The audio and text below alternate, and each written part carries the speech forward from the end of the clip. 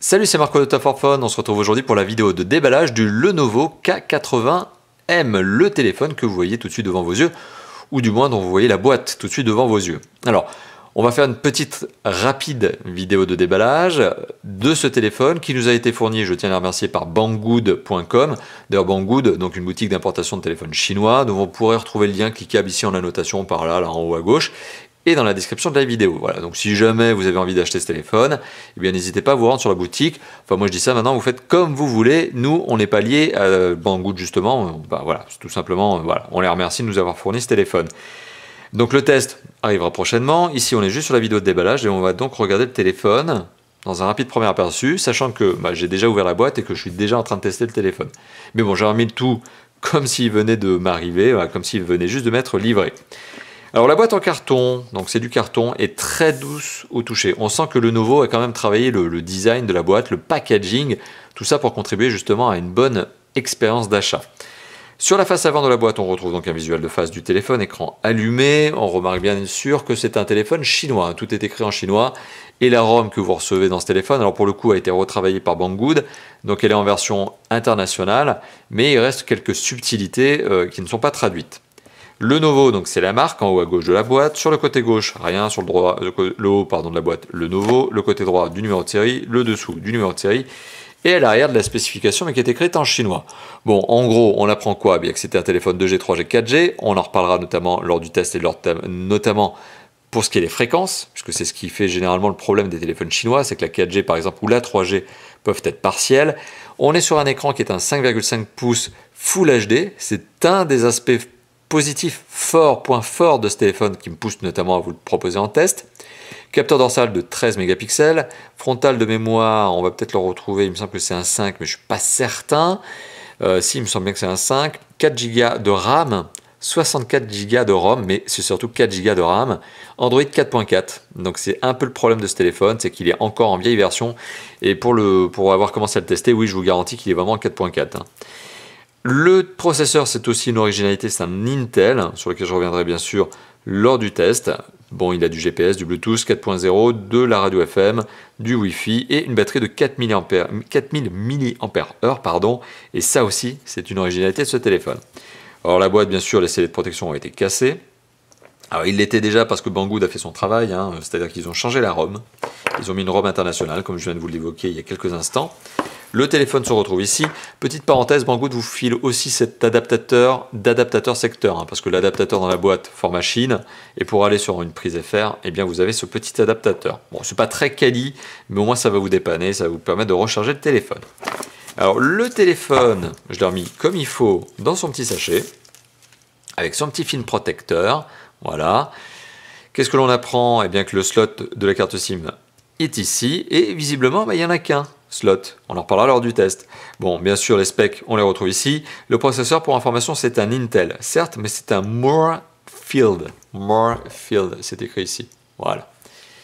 Le téléphone, clairement, présente très bien. Alors, on n'est pas sur du haut de gamme, on est sur un téléphone qui, d'ailleurs, je vous le donne, le prix vaut moins de 200 € hors taxe en mars 2016 lorsque je fais cette vidéo. Donc, c'est pas un téléphone haut de gamme, c'est un entrée de gamme par le prix. Vous avez quand même remarqué qu'il y a des spécifications qui sont très sympas. Donc ça, on en reparlera lors du test. Mais le téléphone, voilà, est bien fait, bien assemblé, certes, mais un plastique, doux au toucher, mais ça reste du plastique.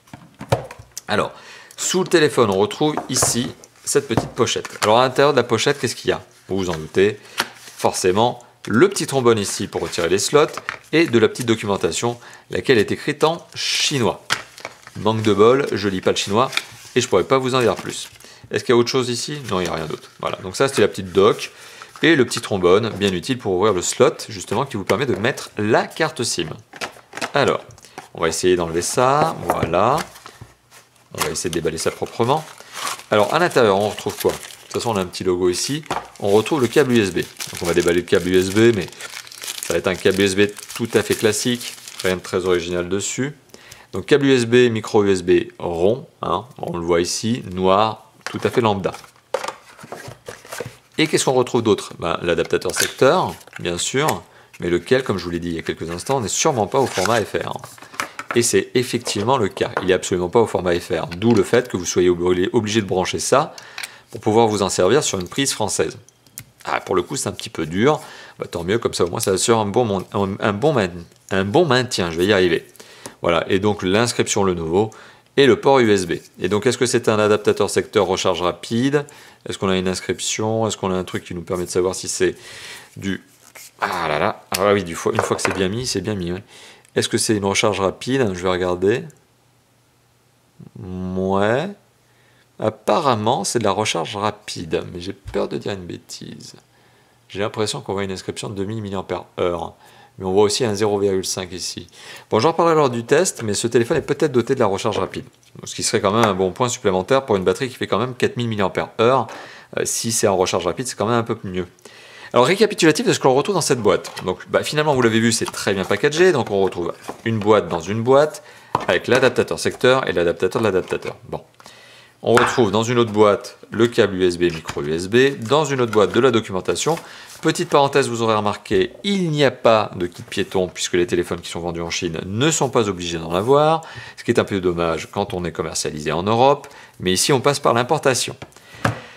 Et le téléphone en lui-même, alors le téléphone en lui-même, il présente pas trop mal, donc c'est sûr que c'est pas le design de fou furieux et c'est pas le téléphone coup de cœur en termes de design de l'année 2016, ça c'est sûr, mais c'est un design qui est propre, on va dire, élégant, bien fini, voilà, il n'y a pas de jeu dans les éléments. C'est un téléphone unibody qui, même s'il a un dos en plastique, finalement ne pourra pas être démonté par le Kidam, c'est-à-dire moi, hein, c'est-à-dire, je me classe parfaitement dans cette catégorie, c'est-à-dire que moi je ne sais pas démonter les téléphones et en tout cas j'évite parce qu'en général je les casse quand je fais ce genre de manip.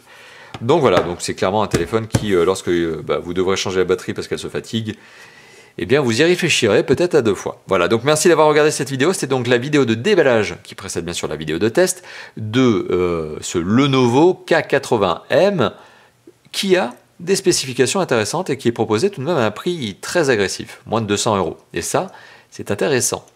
Voilà, merci d'avoir visionné cette vidéo. N'hésitez pas à lâcher le petit pouce bleu, ça fait bien plaisir, mais aussi à partager cette vidéo et à commenter la vidéo, hein, c'est par en bas là. Et vous avez tout ça, un pouce bleu, partage, commentaire, tout ça. Et surtout, n'oubliez pas de vous abonner à notre chaîne YouTube si ce n'est pas déjà fait. Si c'est déjà fait, je vous dis merci. Et si ce n'est pas déjà fait, c'est par là aussi, il y a un petit bouton.